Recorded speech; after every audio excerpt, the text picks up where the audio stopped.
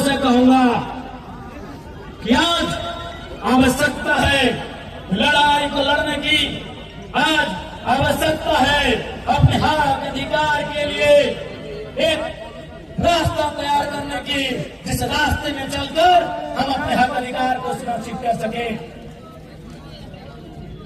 आज हो सकता है वे लोग आके आपको डराएंगे, क्योंकि डराते वही हैं जो खुद डरे हुए होते हैं। जयराम मातो जिंदाबाद, जिंदाबाद, जिंदाबाद। जयराम मातो ये लोग आके डराएंगे, ये इन पुलिसों का सहारा भी लेंगे। मैं पुलिस प्रशासन के तमाम लोगों से भी आग्रह करूंगा, मैं जितने भी सेना सिपाही के लोग हैं, फौज के लोग हैं, मैं उनसे भी सभी से आग्रह करूंगा कि आप लोग भी कम से कम इतिहास को जानते ही हैं कि किस प्रकार से ईस्ट इंडिया कंपनी के शासन में पुलिस का सहारा लेकर, डंडों का सहारा लेकर आंदोलन को दबाया जाता था। आज आपका सहारा उसी लिए लिया जाता है। इसलिए इस बात का ध्यान रखेंगे, आप किसी भी रैयत पर जुल्म ना करें। आप बताइए, आज केरेडारी में, जोरदाग में, 13 माइल में, गोंदलपुरा में, एनटीपीसी में, पतरातू में क्या हो रहा है? 500, 400, 200 की संख्या में पुलिस के जवान रात के 2 बजे रैयत के घर आते हैं, उन्हें उठाकर थाना ले जाते हैं। अरे भाई, कोई आतंकवादी के लिए उतनी मुस्तैदी नहीं होती है जितनी मुस्तैदी रैयत को उठाने के लिए किया जाता है। हम कैसे माने?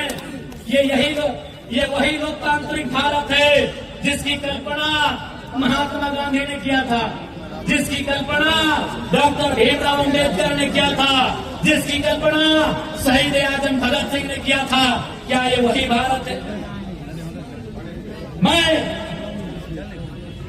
माननीय मुख्यमंत्री महोदय संदेश देना चाहूंगा कि एनटीपीसी देश नहीं है, त्रिवेणी संगम देश नहीं है, मगध आम्रपाली देश नहीं है, ऋत्विक कंपनी देश नहीं है, सीसीएल बीसीएल देश नहीं है। देश किसान का खेत है मुख्यमंत्री साहब। देश किसान के खेत से शुरू होता है, सभ्यता किसान के खेत से शुरू होती है। इसीलिए एनटीपीसी आज है, शायद कल नहीं होगा। आज से 100 साल पहले एनटीपीसी नहीं था, लेकिन किसान का खेत Mohenjodaro, Harappa, Indus valley civilisation के समय से है। तब से सभ्यता है, तब से किसान का खेत है। इसलिए मुख्यमंत्री महोदय, जिले की डीसी, जिले के एसपी महोदय, मैं आपको कहना चाहूंगा, ये जो आप लोग बार बार कंपनी का पक्ष लेते हैं, कंपनी की तरफ से लाठीचार्ज करते हैं, ये एनटीपीसी देश नहीं है। मेरे साथियों, मेरे मुख्यमंत्री, मेरे डीसी, मेरे एसपी महोदय, एनटीपीसी देश नहीं है, देश किसान का खेत है।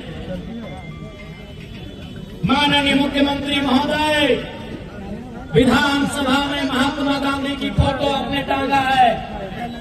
माननीय उपायुक्त महोदय, माननीय उपायुक्त महोदया जो भी है, माननीय पुलिस अधीक्षक महोदय अथवा महोदया जो भी है, आपने अपने कमरे में महात्मा गांधी की फोटो टांगी है।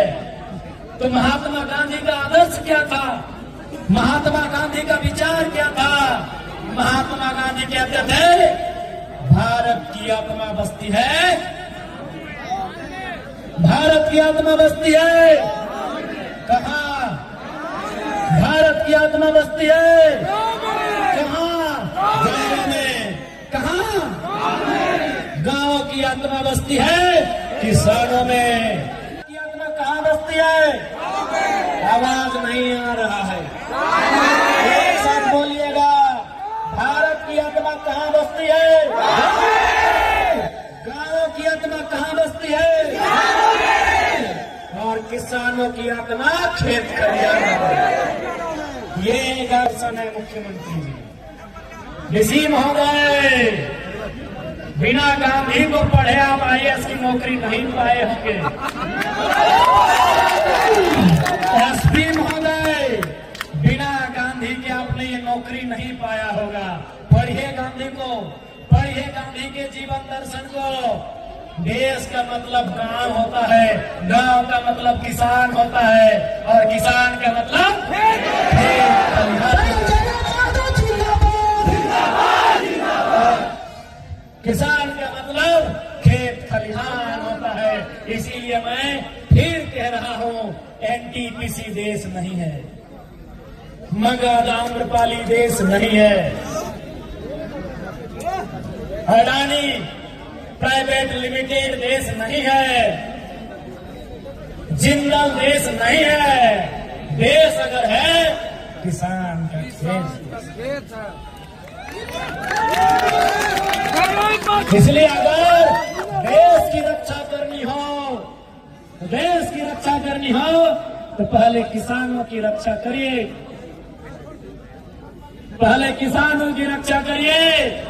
और यदि किसान असुरक्षित महसूस करने लगे, ये तो किसान है, भोले भाले सीधे साधे सरल है, ये गरल है, ये सरल है, ये किसान है, इसीलिए आज ये खामोश है। अगर इनको किसी ने बता दिया कि किसान तुम्हारा नाता किससे है, किसान का नाता हल से है, हल के हथियार होता है, आगे फार होता है।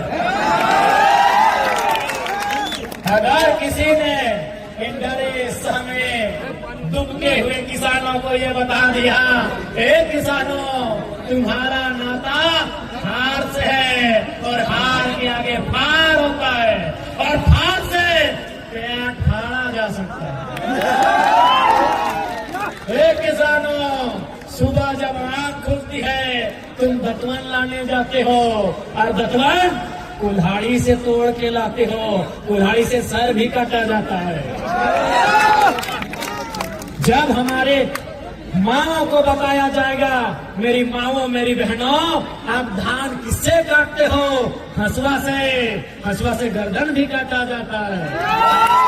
ये किसान है इसीलिए आज सरल है, ये किसान है इसीलिए फसल उगाना जानते हैं।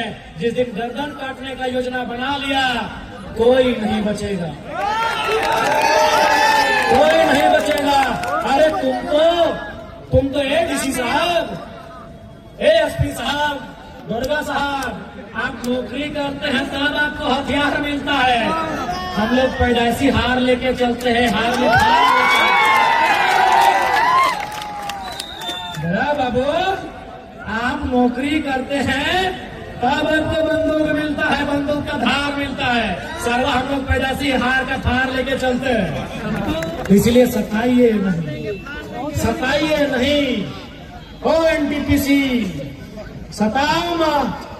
जिस दिन किसान चाह लेगा, ऐसा ऐसा NTPC कितना मिट्टी में मिला देगा जिसका कोई ठिकाना नहीं है। सताओ मत। मानते हैं अभी पूंजी है तुम्हारे पास, और वो पूंजी तुम विधायक का चुनाव में लड़ने के लिए देते हो, मालूम है।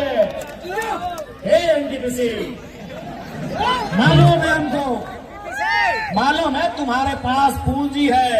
पूंजी तुम मुख्यमंत्री को भी देते हो, ये भी मालूम है। नहीं तो 5,000 बकरा कहाँ से आता। इतना बोका झारखंडी नहीं है, इतना बोका झारखंडी नहीं है भाई। अगर कंपनी ने उनको चंदा नहीं दिया, अरे ठीक है, रोड सरकारी, लाइट सरकारी, बिजली सरकारी, खसी का मीट सरकारी नहीं था।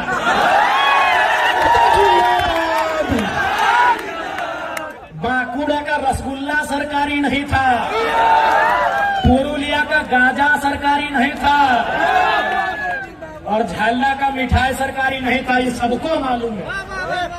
वो कड़वी सच्चाई आप जानो, मानो, वो कंपनी ने दिया है, रोड सरकार बनाई होगी। मिठाई का दाम कंपनी से, अभी अवैध पैसा।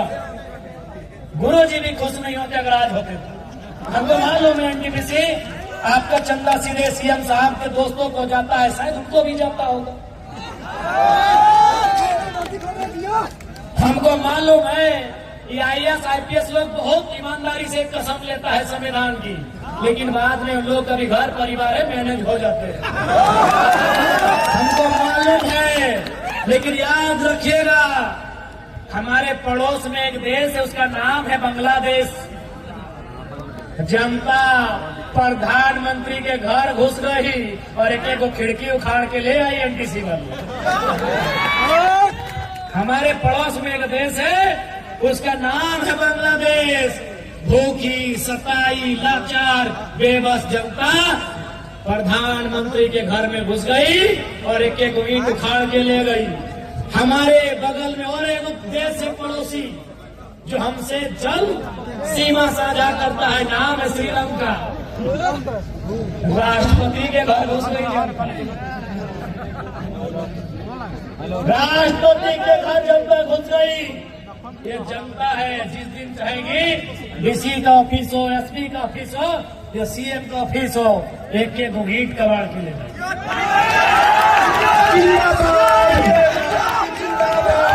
सताइए मत, विकास के विरोधी नहीं है हम। वो लोग हैं जो जमीन 1960 में दिए हैं और धरना 2025 में दे रहे हैं। हम वो लोग हैं कि जमीन 1970 में दिए हैं और आज आपके सामने हाथ फैला रहे हैं। इसलिए समय आपका है, हम ये भी मान रहे हैं, लेकिन समय बदलने में समय नहीं लगता। ये भूखी प्यासी जनता जिस दिन खड़ी हो गई, जिस दिन खड़ी हो गई, याद रखिएगा ये किसी को नहीं पहचानने वाली। और ये भी मेरे किसानों यह भी याद रखिएगा, महात्मा गांधी को वास्तव में हीरो किसने बनाया? क्या आप जानते हैं? नहीं जानते हैं? महात्मा गांधी को हीरो चौपारण के किसानों ने बनाया। आप नहीं जानते हैं? पढ़िए गांधी जी का चैप्टर, पढ़िए किसान राजकुमार शुक्ला का गांधी को निमंत्रण। सवाल है, what is the turning point in the life of Gandhi? आपने पढ़ा होगा, पढ़ा है कि नहीं? What is the turning point in the life of Gandhi? वो चौपारण के किसान थे जिन्होंने गांधी के जीवन को बदला था। अरे आपने सरदार पटेल का नाम सुना होगा, क्या उनका नाम सरदार पटेल था? जी नहीं, उनका नाम वल्लभ भाई पटेल था। ये सरदार किसने बनाया? बड़दोली के किसानों ने बनाया। ये किसान की ताकत को जान नहीं रहे हैं, ये किसान की ताकत को पहचान नहीं रहे हैं। अरे किसानों ने गांधी और सरदार बनाया, आप कौन है? किसानों ने गांधी और सरदार बनाया, आप कौन है? किसान बनाने वाले हैं। किसानों ने बनाया है, किसानों ने फसल उगाया है। जिस दिन काटने पे आ गए ना, जिस दिन बिगाड़ने पे आ गए ना, ये पुलिस, ये प्रशासन, ये चुपचाप देखती रह जाएगी, ये देखती रह जाएगी। इसलिए यदि पूंजी तुम्हारी है, सुनो कंपनी वालों, आपसे हमारी कोई शत्रुता नहीं है। शत्रुता आपकी नीतियों से है, आपकी गलत नीतियों से है। यदि पूंजी तुम्हारी, जमीन हमारी। यदि पूंजी तुम्हारी, जमीन हमारी, बराबर की करो अब हिस्सेदारी। तुम कहाँ के हो? किसानों, हम यहीं के हैं। ये खेत हमारा है, ये गांव हमारा है। टाटा फारसी है, अरे भाई, बाकी विधायक लोग मुंह चुप रखे, वो डरे तो डरे। डुमरी विधायक सीना ठोक के बोलता है, Tata is not an Indian. Tata हिंदुस्तानी नहीं है। आप जानते थे? आप जानते थे? टाटा हिंदुस्तानी नहीं है, टाटा फारसी है, पारसी है। आपने कभी टाटा का झंडा देखा है? नहीं। उनकी गाड़ियों में जाके देखिएगा और लोकतांत्रिक भारत में सवाल कीजिएगा, तिरंगा क्यों नहीं है? क्योंकि उसके लिए बड़ा खोपड़ा चाहिए। ये कोयला चोरी, बालू चोरी करने वाला नेता का दिमाग वहां तक नहीं जाएगा। कभी जाके टाटा का नीली झंडा देखिएगा। भैया पीएचडी कर रहे हैं, उसका काम होता है रिसर्च करना। हर जगह रिसर्च करते हैं। कभी भी टाटा का नीली झंडा देखिएगा, आपको बता देगा वो कहाँ का है। धोती खोल मेरे भाई, उनका अपना झंडा होता है, because they are not Indian. नहीं है वो भारतीय, हम यहीं के हैं, हम यहाँ के इंडिजिनियस हैं। We are real Indians. लेकिन आज हमारी वैल्यू कहाँ? क्योंकि आज भले भारत का संविधान कहे कि हम समाजवाद भारत का निर्माण करते हैं, लेकिन गांव में आकर देखिए, हमने पूंजीवाद भारत बनाया है, हमने एनटीपीसी का भारत बनाया है, हमने टाटा का, हमने बिड़ला का, हमने अडानी का, हमने अंबानी का भारत बनाया है। ये कड़वी सच्चाई है। आज याद रखिएगा, अंग्रेजों के कालखंड में जब 15 अगस्त 1947 में अंग्रेज भारत को छोड़ के चले गए, आप एक रिसर्च करिए कि भारत की आबादी क्या थी। 30 करोड़ से 35 करोड़ होगी। या भी रिसर्च करिए कि भारत की गरीबी का दर क्या होगा, भारत की अशिक्षा का दर क्या होगा, भारत की बेरोजगारी का दर क्या होगा। सारे चीजों को रिसर्च करिए, आपको पता चलेगा। आज 70 साल बाद आजाद भारत में, इंडिपेंडेंट इंडिया में, अपने भारत में हम अंग्रेजों से कई ज्यादा गुना बेकार हालत में आ गए हैं। गरीबी अगर अंग्रेजों के टाइम 5% थी, आज 25 के आसपास हो गई है। भूखमरी अगर अंग्रेजों के टाइम 7% होगी, आज 28% हो गई होगी।